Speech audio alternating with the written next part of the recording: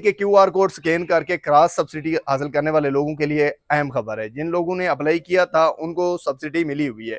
ابھی جو نئے بل آ رہے ہیں جس نے کیو آر کوڈ سکین کیا ہے اس کو وہ سبسڈی ملی ہوئی ہے. یعنی اس بار بھی ان کا اگر بل 7,000 تھا تو 3,500 ہے, اگر 6,000 تھا تو 3,000 ہے, اگر 5,000 تھا تو 2,500 آ گیا ہے. یہ وہ کراس سبسڈی ہے جو 200 سے یونٹ کم صارفین کے لیے ہے. جو زیادہ یوز کرتے ہیں ان پہ تو پورا جو وہ لگتے ہیں وہی ہوتے ہیں چارجز, لیکن جو کم صارفین ہیں ان کے لیے بنائی گئی ہے. اور اس میں کیو آر کوڈ کے ذریعے جو ہے نا وہ سبسڈی بحال بھی رکھیں گے ان لوگوں کی جو 200 سے کم ہے, اور جو 200 سے زیادہ جا رہے ہیں یعنی ایک ہی گھر میں میٹر لگے ہوئے ہیں تو اس میں 1 میٹر پہ اس کو ملے گی سبسڈی, دوسرے پہ نہیں ملے گی.